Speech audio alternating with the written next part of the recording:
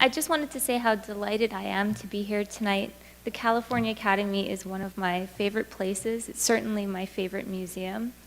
I came here for the first time 2 weeks after I moved to this city, and it was Valentine's Day.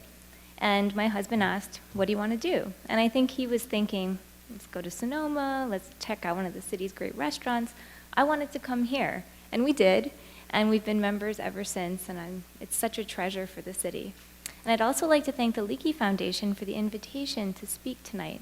The Leakey Foundation has been an important supporter of my research, as well as research from my collaborators and colleagues and students, and they do wonderful work in advancing our understanding of human origins through their funding activities, but also through their outreach activities like tonight's lecture, and I'm very honored to be a part of that mission.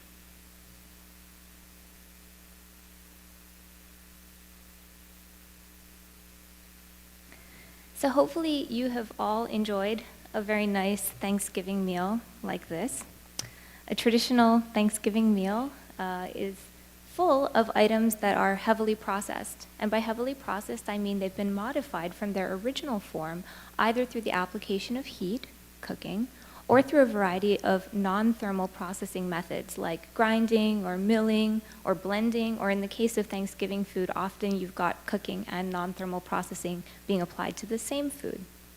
But it's not just holiday foods that are like this. If you think about what you ate today, or what you ate last week, or this past year, or indeed over your adult lifetime, chances are that the vast majority of those foods were processed according to this definition of processing.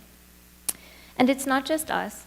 Cultures all around the world process foods extensively, and this includes cultures like the Inuit, who famously do consume a fraction of their hunted and fished foods in a raw form while they're away from camp. But the norm is to have a cooked evening meal. And so tonight I wanted us to consider this unique and universal human behavior and ask 3 questions. First, why is food processing so universal? Second, when did it begin? And third, how might it threaten our health today? Many of these ideas were developed together with my graduate mentor, Richard Wrangham, who Zerai mentioned.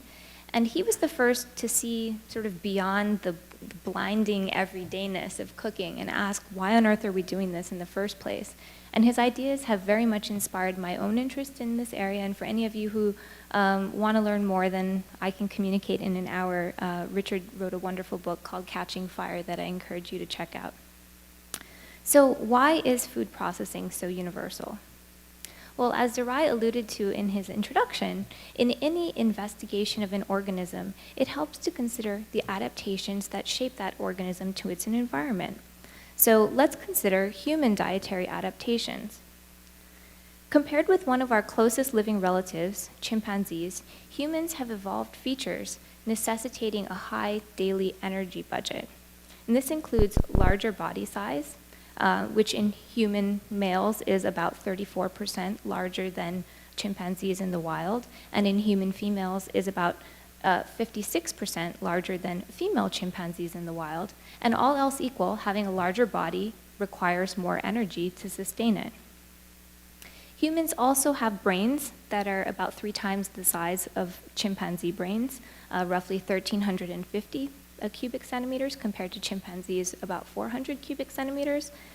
This is relevant to a high energy budget because the brain is a very metabolically expensive tissue. It consumes about 11 watts per kilogram compared to other tissues like skeletal muscle, which consume more on the order of half a watt per kilogram. So the brain is 20 times as expensive as muscle. And that's the reason that even though the brain weighs 2 to 3% of our body mass, it actually consumes about 20% of our energy when we are at rest. Humans also have comparatively high activity budgets. An average chimpanzee might walk 3 to 5 kilometers per day, but your average human forager might walk 10 to 20 kilometers per day. And when you do the math, this works out to humans having much higher rates of energy expenditure even after you control for body mass. So based on equations suggested by Leonard and Robertson, human males that we can see here expend on average 44% more energy than chimpanzee males, and human females expend about 17% more energy than chimpanzee females. And this female value is probably an underestimate because these equations of Leonard and Robertson do not account for the lifetime cost of lactation and gestation, which are likely to be higher in humans than in chimpanzees because we have shorter interbirth intervals. So to fuel our large bodies and large brains and our active lifestyle, humans require a lot of calories compared to chimpanzees. But we don't just eat more food, we eat different food. Because interestingly, we also show signals of a relatively low digestive capacity. For instance, humans have reduced capacity for chewing, as you can visualize by comparing chimpanzee and human skulls from the underside. We have relatively small mouths that bear relatively small molars. We have smaller muscles for chewing, here visualized by the cross-section of the temporalis, which passes through the zygomatic arch shown here. We also have a mutation in the myosin of our jaw muscles that effectively limits bite force. So together, these features suggest that we rely less on chewing than do chimpanzees. And the data do bear this out. So across a range of primates, you see a very nice relationship, very nice relationship between body mass and the percentage of waking hours in a day that an organism or primate spends feeding. I've colored all the great apes here in blue, and chimpanzees lie here. And can you guess where humans are? We're this point way down here. Whereas chimpanzees spend about 5 to 6 hours per day just chewing, humans spend less than 1. Humans also have relatively smaller guts than do chimpanzees, about 60% of the size that you would expect for a primate of our body size. And one way of visualizing this is by comparing the shape of the rib cages in chimpanzees and humans. And you can see that in chimpanzees, the rib cage flares outward, and it sits on top of a very wide pelvis. And jointly, these bound a very stocky trunk that's full of intestines. But in the case of humans, we've got a barrel-shaped rib cage that tapers at the bottom and a relatively narrow pelvis, and as a result, we have a small waist. But it's not just size that matters. Gut proportions are also different between humans and chimpanzees, with humans having relatively long, small intestines, which are good for the absorption of nutrients, and relatively short and smooth colons compared to chimpanzees, which suggests that we eat a diet that's relatively easy to digest because we need a lot of space for the absorption of nutrients, and we don't need a lot of space for the fermentation of ones that are more difficult to access. And jointly, a high energy budget combined with low digestive capacity suggests two things about the human dietary niche. It suggests that we need foods that are rich in calories, and it suggests that we need foods that are easy to digest. And I will argue that by externalizing part of the digestive process, food processing meets these needs. If we just consider for a second where we get our calories. In the US, on average, we get about 50% of our calories from carbohydrate, primarily in the form of starch. We get about 12% of our calories from protein, and we get the balance from fat. And the way that food processing affects these different macronutrients differs by macronutrient, so it's helpful to consider them independently. So let's start with starch. What does food processing do to starch? Well, starch exists as long chains of glucose molecules all strung together. And if they have access to the bonds between the glucose molecules, starch-degrading enzymes, like salivary amylase, will cleave off the mono, di, and trisaccharides that our bodies can absorb or make available for breakdown by other enzymes. But amylases cannot always access the bonds that they target. When starch is in its raw form, it exists as a tightly packed granule, shown here in red, whose physical structure impairs the ability of amylase to get in and cleave those glucose-glucose bonds.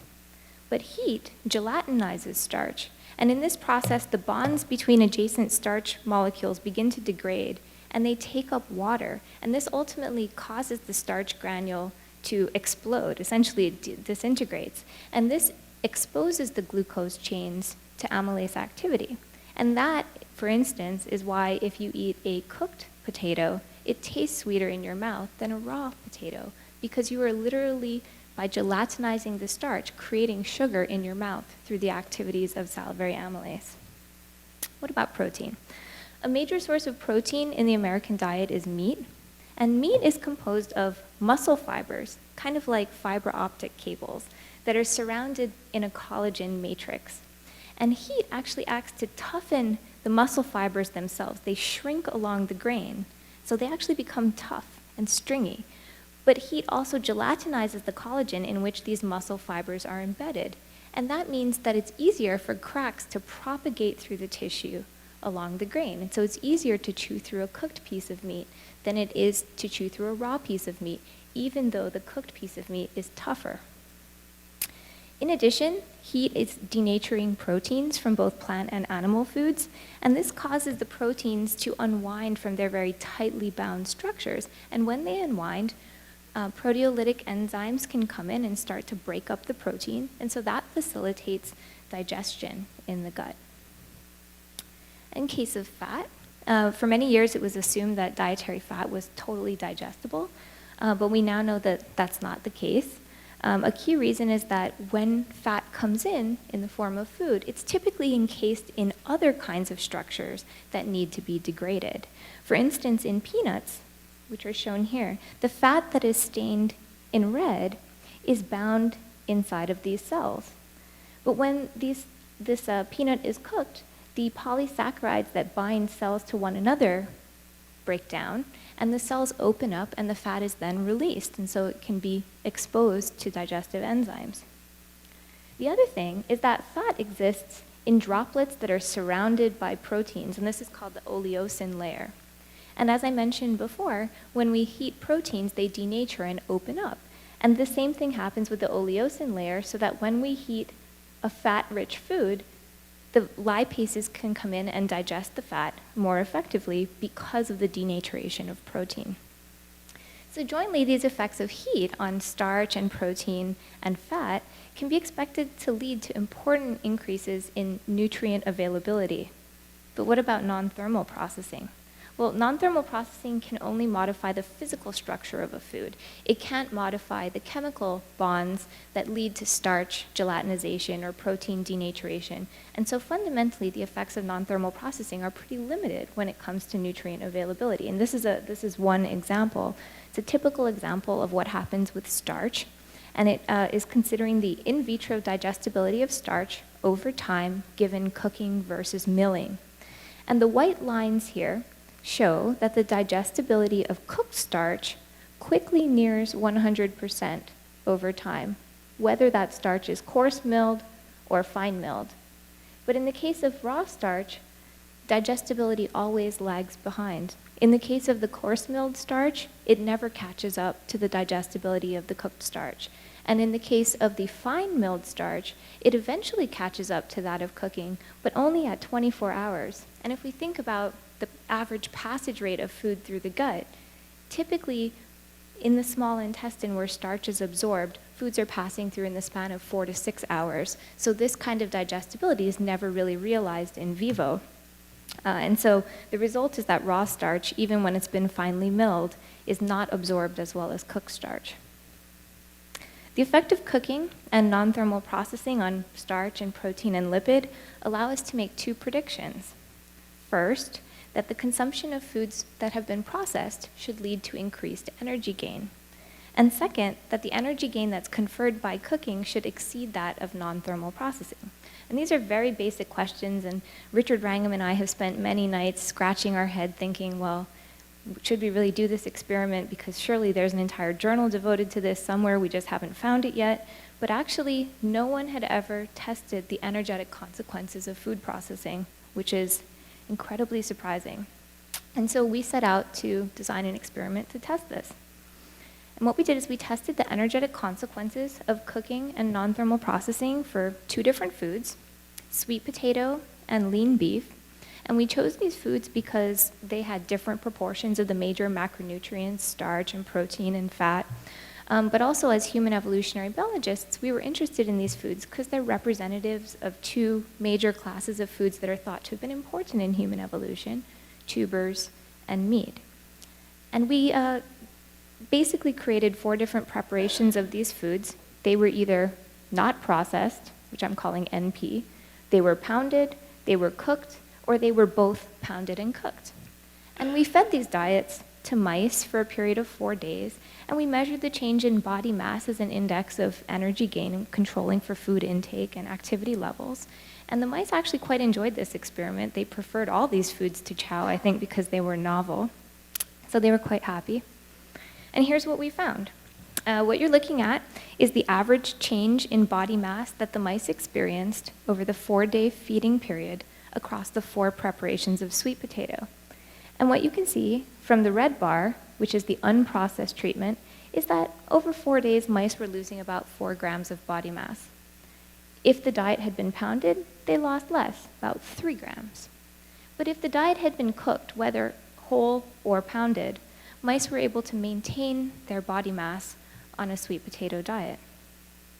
We saw a similar pattern with the lean beef treatments.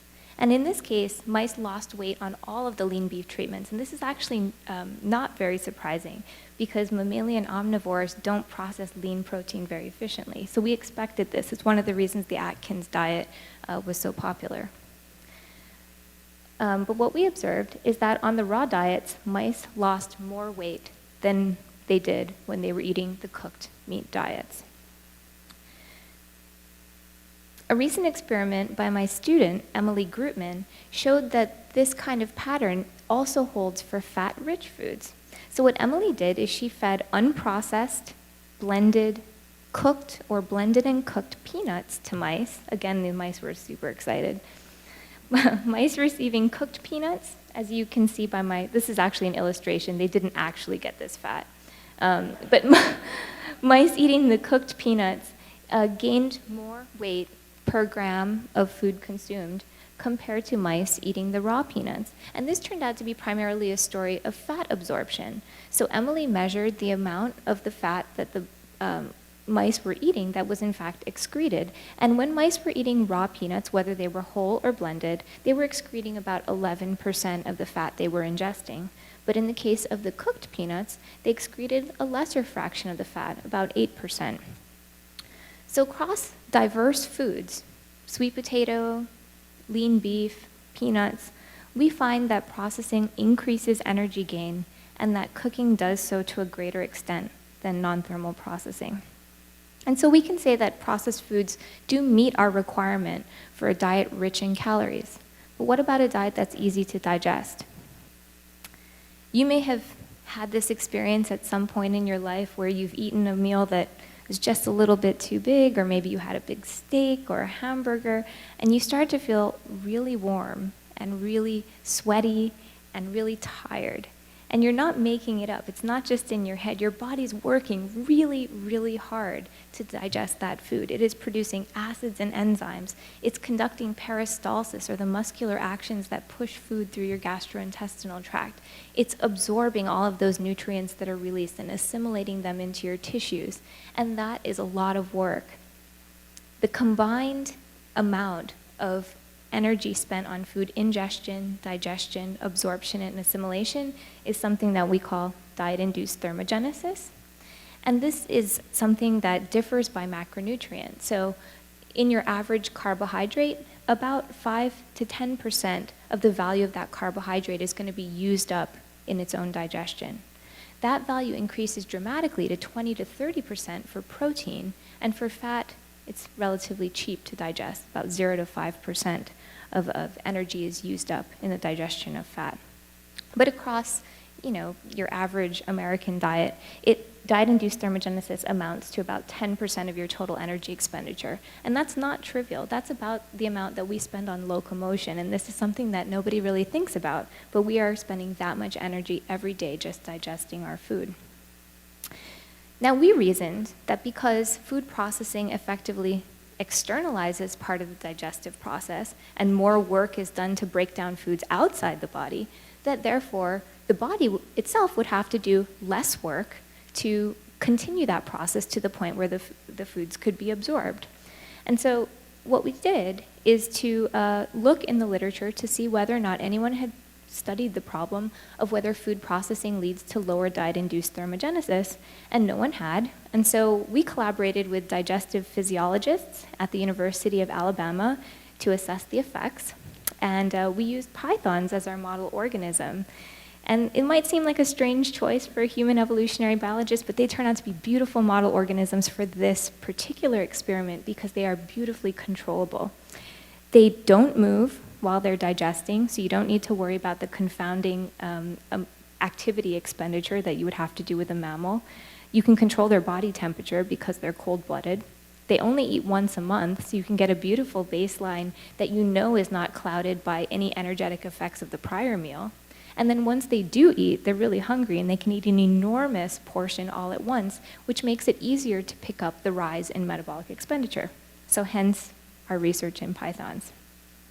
And what we did is to feed these pythons beef that was in 4 preparations: raw whole, raw ground, cooked whole, or cooked ground. And we watched these pythons after they ate the food, and we measured the rise in their metabolic rate over a period of 14 days. And here's what we found. Compared to the not processed treatment, which I've normalized to 100, if the meat had been ground, pythons spent 12% less energy digesting it. If the meat had been cooked, they spent 13% less energy digesting it.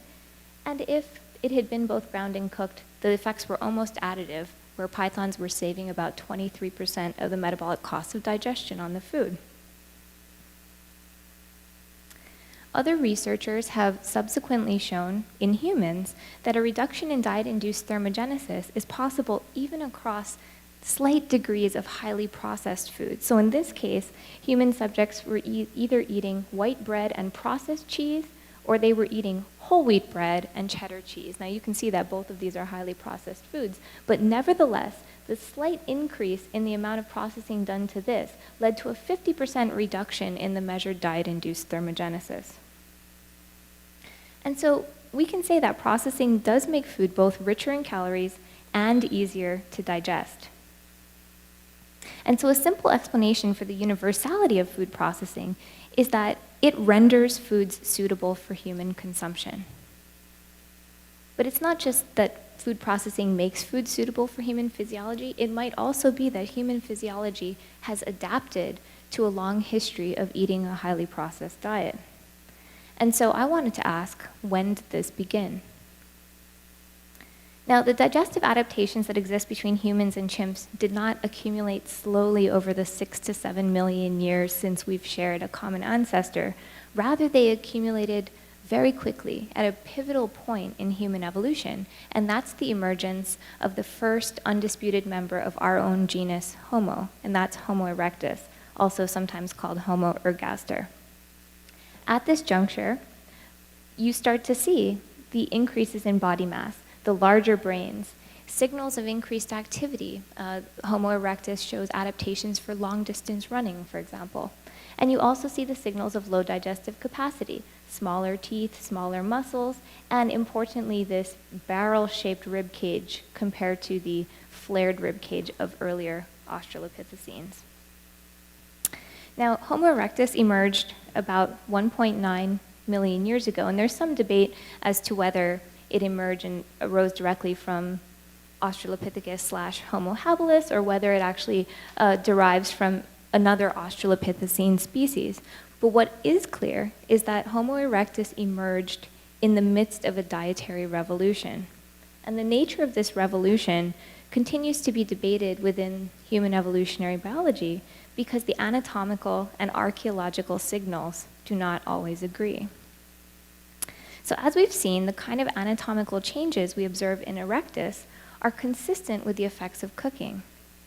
But the problem is that the signals happen here, and the evidence for the control of fire does not go back that far. We don't see it, or at least we haven't found it yet. The earliest evidence that is widely accepted that we have for the human control of fire goes back only 1 million years, not 2. It goes back to Wonderwork Cave in South Africa. There's also other sites, Gesher Beno Yaakov in Israel, that are robustly dated to 790,000 years ago, but importantly, none of these push it back to the time we see these adaptations occur. The earliest evidence for the actual application of fire to food happens about 300,000 years ago. We see hearths in the Kesem Cave in Israel, where we've got burned bones and stone tools together being repeatedly burned over long periods of time.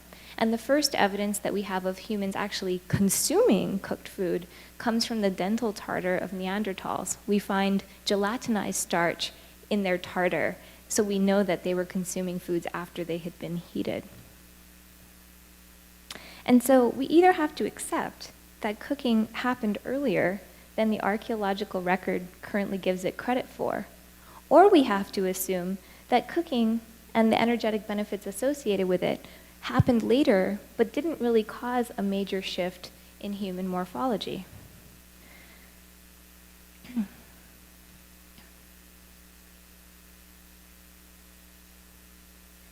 And so what we can do, though, is we can consider other alternative hypotheses for what might have led to these morphological changes that are consistent with the archaeological record. And so one option is non-thermal processing. Now, the archaeological record suggests that humans were using stone tools well before we see these morphological changes appear. So the timing is not the problem. And indeed, if they continued to use more and more processing methods, perhaps non-thermal processing might have explained these changes. But as we've seen, the energetic benefits of non-thermal processing are relatively small compared to those of cooking. So we don't actually think that the non-thermal processing methods were responsible for these changes. It might be, though, that some combination of a different diet together with processing could have led to these changes. And a key diet hypothesis here is that ancestral humans were consuming larger and larger quantities of animal foods. There is strong and diverse evidence to suggest that ancestral humans were in fact consuming more animal foods. We've got a variety of different kinds of evidence. Physical evidence includes cut marks on bones, the earliest of which dates to over 3 million years ago and actually was discovered by a team led by the Cal Academy's own Dr. Lemsagud, who introduced me this evening. The anatomical evidence comes from locomotor adaptations for long-distance running in pursuit of prey, as well as changes in the shoulder that would have facilitated throwing projectiles with increased speed and accuracy. We see genetic evidence that humans were consuming animal foods, and this doesn't come from the genetics of humans, this comes from the genetics of tapeworms that live inside of humans. And these tapeworms jumped from lions and hyenas over to humans about 1 million years ago, presumably because those lions and hyenas and humans were pursuing the same prey. We see physiological evidence of a commitment to animal foods in the sense that there are compounds that are widely available from animal foods that we stopped being able to synthesize on our own, in contrast to the rest of primates. And one example here is the sulfonic acid taurine. Another is the omega-3 fatty acid docosahexaenoic acid, which is otherwise known as DHA. Some of you may even take that as a supplement. And finally, we have cultural evidence. If we look across hunter-gatherer groups, a vast majority of hunter-gatherer groups derive more than 50% of their daily calories from hunted and fished resources. And so across all these kinds of evidence, we can say that animal foods have been important in human evolution, and they probably did contribute to the dietary adaptations that we see at the critical junction with Homo erectus. But there's also evidence to suggest that animal foods were unlikely to be the entire solution. So on the one hand, hunting is a high reward but high risk strategy, that energetic investments are pretty high when you go out for a hunt, and the chances of failure are pretty large. So among the Hadza of Tanzania, hunter-gatherer society, they're very skilled hunters, and they've got sophisticated modern weapons. Large game is taken on just 3% of hunting days. And assuming that ancestral humans were at best as good as a Hadza, an alternative source of calories would probably be needed to buffer against the consequences of a failed hunt. It might have been possible to increase the intake of animal foods through scavenging rather than hunting, with less energetic investment. But a student of Richard Wrangham's, Alex Smith, recently showed that bacterial pathogen loads on carcasses are so high that realistically ancestral humans would either have to restrict their use of scavenged carcasses to protected tissues like the brain inside the brain case or marrow inside bones, or they would have to be cooking their scavenging spoils in order to make it a sustainable strategy. Other kinds of evidence suggests that humans might have had trouble just chewing animal foods that were raw. If we look at chimpanzees who make a kill, they can consume a maximum of 400 kilocalories per hour chewing. They just sit and they chew and chew and chew and chew, and they don't actually get that much meat off the bone. And given that ancestral humans would have had smaller jaws and smaller teeth, as we talked about, and less bite force, some have questioned whether it even be possible for an ancestral human to have chewed enough animal food in order to sustain themselves. And then finally, the human brain is very sugar hungry. It thrives on glucose. And in fact, the 170 gram requirement that we have for glucose every day is typically met by dietary carbohydrates. We can also create a little bit of glucose through gluconeogenesis, which uses certain amino acids or glycogen from fat, but the actual process of gluconeogenesis is not efficient, and it cannot support the brain on its own.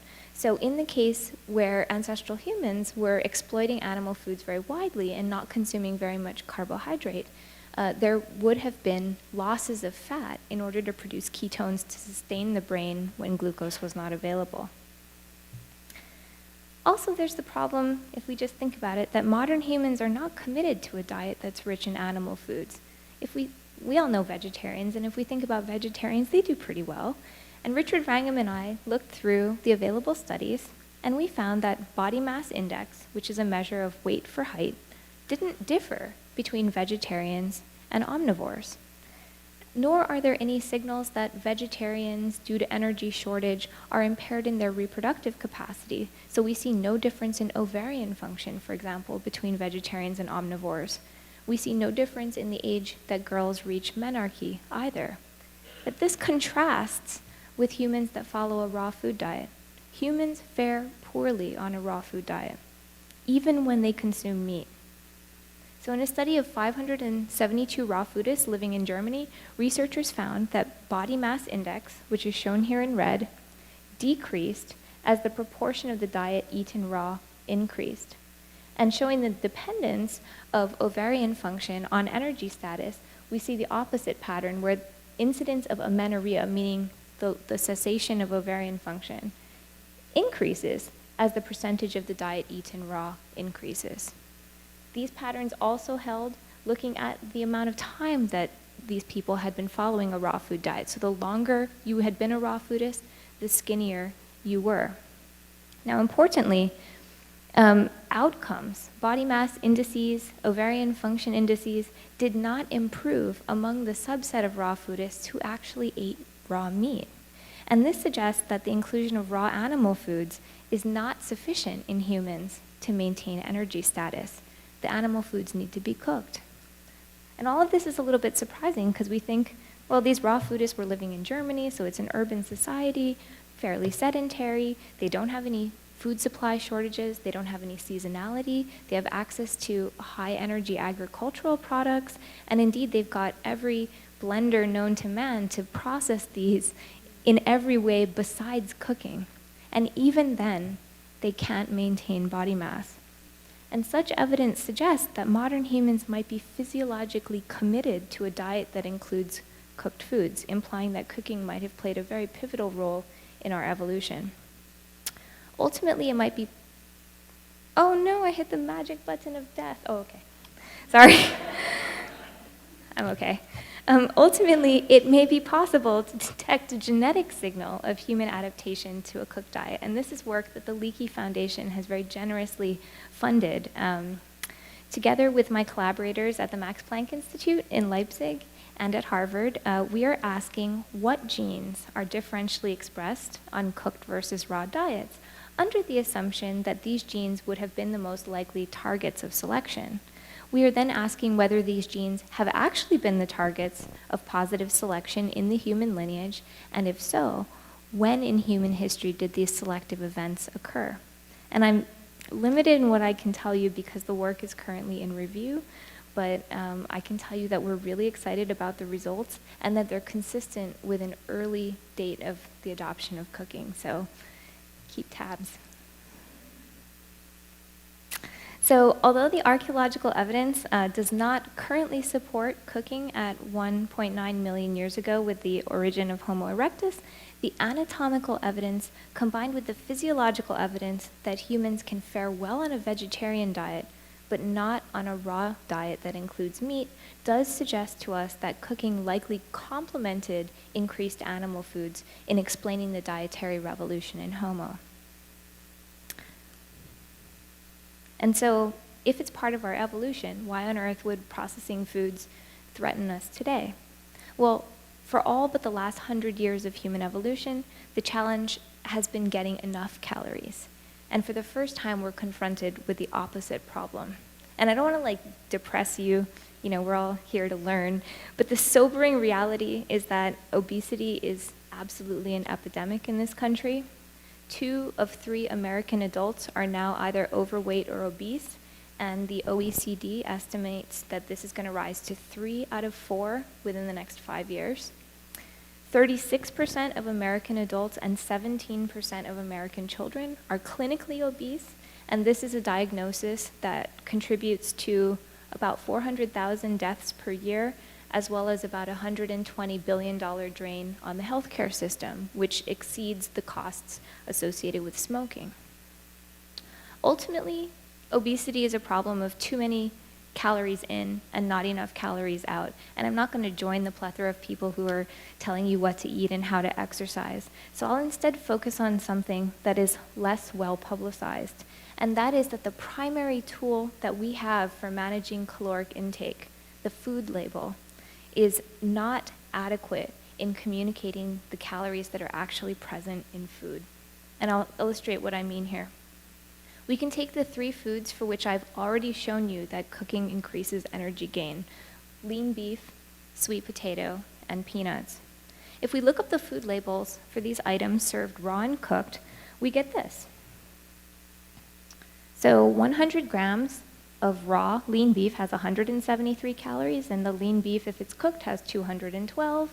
Raw sweet potato has 86, cooked sweet potato has 90, raw peanuts 567, cooked peanuts 587. So what's the problem? You're saying, looks like cooking liberates calories. Those numbers are higher than they are for raw.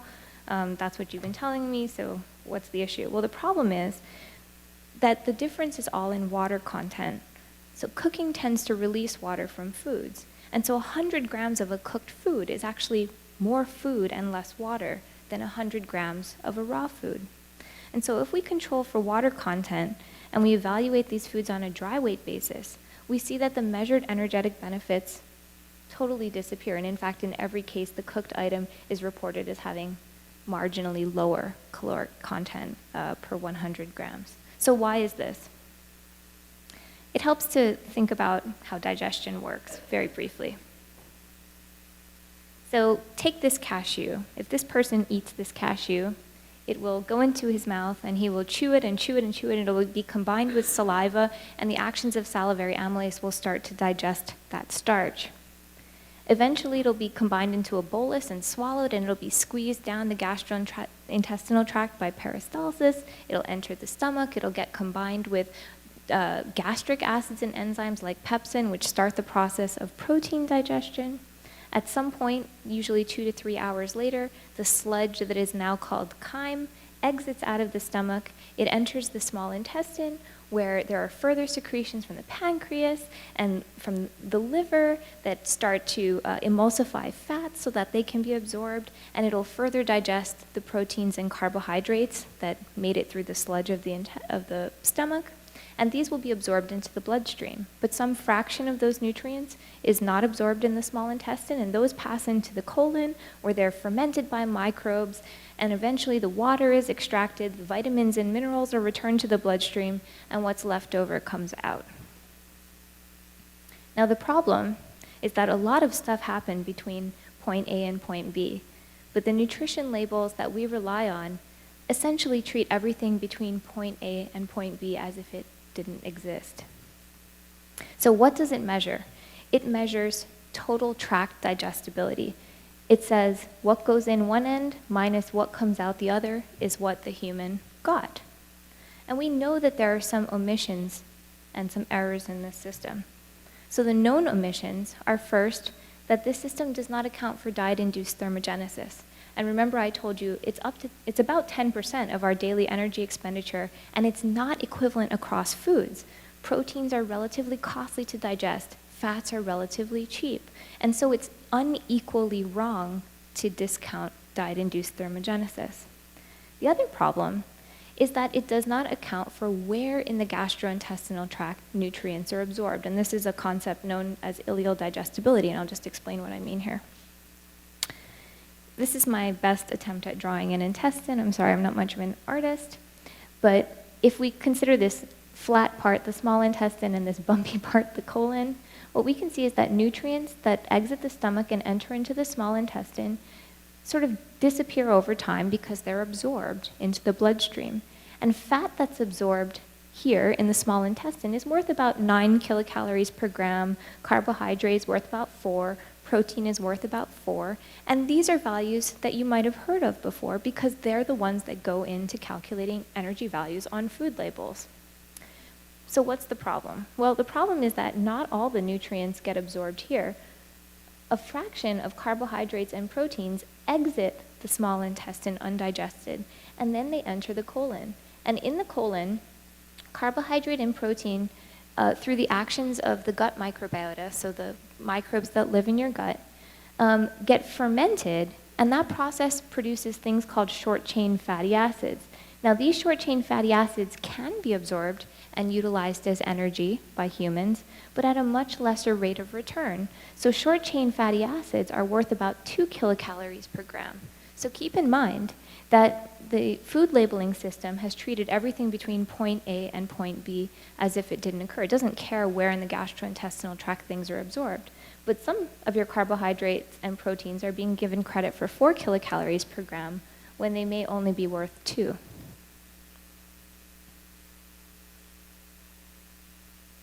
And this distinction is both important and underappreciated. So if we take the common egg, now, based on food labels and your average bodybuilder, it is widely believed that raw egg protein is almost completely digestible because so little of it comes out in the feces. But if we view ileal digestibility and look at the digestibility of egg protein, we see that it is microbes and not humans that are benefiting from consuming eggs raw. So when an egg is consumed raw, 35 to 49% of its protein exits the small intestine. Compare that to when the same egg is served cooked. Just 6 to 9% of it is exiting the small intestine. And so in other words, cooking increased ileal digestibility by 45 to 78%, and food labels, by failing to distinguish whether foods are absorbed in the small intestine versus the colon, don't capture such effects. Now the other unknown factor is something that I'm particularly excited about.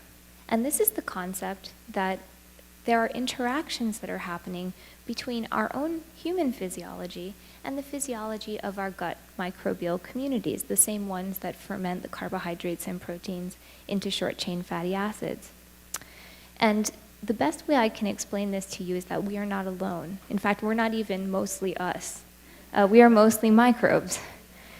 There is a 150 to 1 ratio of bacterial to human genes in the human body.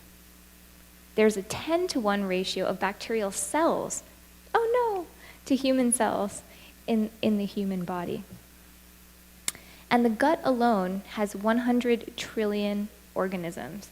And I was trying to visualize what 100 trillion looks like. And if you stack up a dollar bill for each of those organisms, it would take you to and from the moon 14 times. That's how many bugs live in your gut.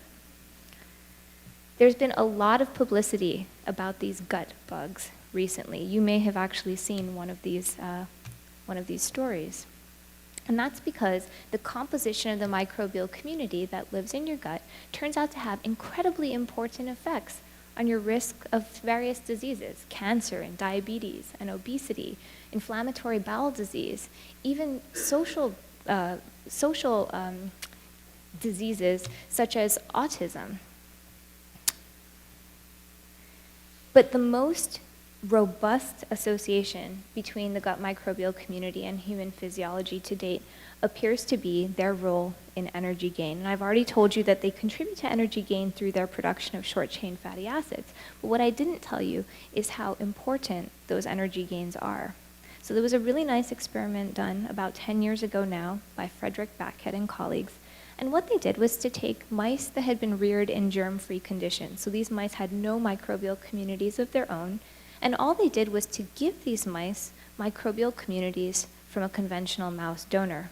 And then they waited for 2 weeks and looked at what happened. And what they found was that mice, after they had been colonized, had 57% more body fat. And it's not that they were eating more or they were expending less energy on activity. Indeed, these colonized mice ate less, and they expended more in terms of total daily energy expenditure. And so that's how important this microbial community is. It means that you could be much fatter despite eating less and exercising more. But it's not just whether you have a microbial community, it also matters what microbial community you have. And we know this through nice experiments that were done by Ruth Lay and colleagues, where they took lean mice and obese mice, and these actually happened to be littermate mice that were discordant for obesity. And they collected a little fecal pellet from each of these mice to sample their gut microbial communities, and then they did ultra-high throughput sequencing to assess what microbes were present in those communities. And what they found was a distinct pattern that separated lean from obese mice. And that is that obese mice had relatively more of a microbial phylum called firmicutes and relatively less of another microbial phylum called Bacteroidetes. The astute among you might be saying, but we don't know. It could be that the mice were obese. The fact that they were obese caused the change in the microbial community, as opposed to the change in the microbial community contributing to the obesity. And this is why I'm doing a postdoctoral fellowship with my current advisor, Peter Turnbaugh, because he's the one that performed this next experiment, which is that he took the gut microbial communities from these lean and obese mice, and he put them into germ-free mice to see what would happen. And what he found is that if you had been a germ-free mouse that was colonized from a lean donor, you gained about 27% body fat through that colonization. But if you had been colonized from an obese donor, you gained 47% body fat from that colonization. And subsequently, it's being shown that these recipient mice who then are lean and relatively obese, if you swap their gut microbiotas, their body types change. And so the composition of the gut microbial community plays a profound role in energy metabolism. And so since the gut microbial community is so important, we might want to know, well, what shapes the gut microbial community? And we know now that genetics are important, the environmental exposures are important, antibiotic use is very important, but consistently the most important driver of the gut microbial community seems to be diet. And we've seen this in a variety of contexts. There was a nice study done that looked across a wide array of mammalian species and sampled their gut microbiotas, and what they found is that carnivores, shown here in red, the gut microbial communities of all these different carnivores clustered together because they were pretty similar to each other. The gut microbial communities of herbivores clustered together, and those of omnivores clustered together. So despite differences in host genetics, diet was converging these different microbial communities. Work that my colleagues and I have done has shown that the same pattern holds within species, and so what we did is we took mice of 5 different strains. These are all the same species. They're all Mus musculus. They've just been reared over long periods of time in different facilities and selected for different particular mutations. And we fed all of these all of these mice, either a low-fat diet or a high-fat diet. And you don't have to understand the details, but all you need to see is that across these 5 different types of mice, if they were all eating a low-fat diet, their microbial communities look pretty similar. And if they were eating a high-fat diet, their microbial communities look pretty similar. But the microbial communities on a low-fat diet and a high-fat diet don't look similar at all. We've also shown that the same applies within individuals over time. So in this case, what we did is to feed mice a low-fat diet or a high-fat diet, 3 days on the low-fat diet, 3 days on a high-fat diet, on and on, oscillating over time. And we tracked changes in the microbial community every day. And this is just an index of a summary, if you will, of that microbial community. But what you can see is a beautiful patterning where the gut microbial community is tracking diet to the day. It takes less than 24 hours to reshape the gut microbial community in response to diet. We've also shown that this pattern applies in humans. So what we did is we took human volunteers who were eating a typical mixed diet and we put them all on an animal food diet only pattern for a period of 4 days. And we saw the same pattern where the gut microbial community responded to that dietary change.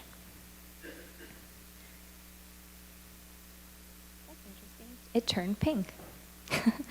But we can then think, well, all of these other studies have compared one diet versus another, either a high-fat diet or a low-fat diet, or an animal food diet versus a plant food diet, or indeed a carnivorous, omnivorous, herbivorous diet. But what about one type of food that is processed in a different way? Could that also impact gut microbes? I'm just going to go back and see if this pink does not go away. You'll just have to bear with me. And so there's a couple of reasons why we think that a processed diet might impact gut microbes. And the first is that, as I mentioned, processing increases digestibility, so more nutrients are going to absorb in the small intestine and fewer will make it into the colon, where the vast majority of the gut microbiota is competing for nutrients. And so just by changing the nutrient environment that they see, we might change the composition of that community. There are also foreign compounds, and here I mean non-nutritive compounds that are coming in with foods. And one example are antimicrobial compounds. So if we think about your average plant growing in the soil, it's producing a ton of antimicrobial compounds because it needs to defend itself against predation from microbes that are living in the soil. And if we eat those plant foods raw, those antimicrobial compounds might survive and exert their effects within the gut environment. But if the plant foods are eaten cooked, the antimicrobial compounds may be inactive and not have the same effects. It's also the case that food processing can generate foreign compounds. And so a good example of this is the charring of meat, which produces heterocyclic amines that some have reported to be carcinogenic. And these heterocyclic amines are not absorbed in the small intestine. They all make it into the colon, where they're metabolized by the gut microbiota. So by producing new and novel substrates that the gut microbiota can utilize, we might be changing the competitive environment within the gut. And then finally, one of the reasons we all think about why we cook is that when we're making food safer to eat, we're killing off foodborne microbes. And it's possible that by processing food, we are changing the exposure of the gut microbiota to external microbes that are coming in with the food. And this could change the gut microbial composition either through competition or through illness. And so by failing to account for diet-induced thermogenesis and where in the gastrointestinal tract nutrients are absorbed, and indeed this whole new world of host microbial interactions, food labels as they exist today don't tell us that much. Now, it could be decades before we have enough of a handle on host microbial interactions to start making rules that we could apply to changing the food labeling system. But we know enough already about diet-induced thermogenesis and ileal digestibility to make these labels a lot better. And I think we owe it to the average consumer to do so. And so how Might food processing threaten our health today? Well, I think it's a story of caloric imbalances plus insufficient tools at present for managing. Now, the goal of all this was not to make you regret your Thanksgiving meal or to freak out about all the holiday meals that have yet to come. But I do hope that our journey this evening helps you to appreciate the legacy behind these meals. We eat these foods because we can, because they've given us an advantage in the past. And even though the energetic advantages of food processing might not be so appreciated today, we can sort of take the reins of our energetic legacy by keeping in mind that it's not just the food that matters, but it's the form of the food that matters also. And with that, I just want to thank the California Academy and the Leakey Foundation for organizing this lecture, my mentors Richard Wrangham and Peter Turnbow for their inspiration and guidance, my many collaborators for their contributions to some of the studies that I discussed tonight, and the National Institutes of Health, the National Science Foundation, the Leakey Foundation, the Boston Nutrition Obesity Research Center, and the two institutions with which I'm affiliated, Harvard and UCSF, for their support. And thank you for your attention this evening. If we have time, I'm happy to take questions.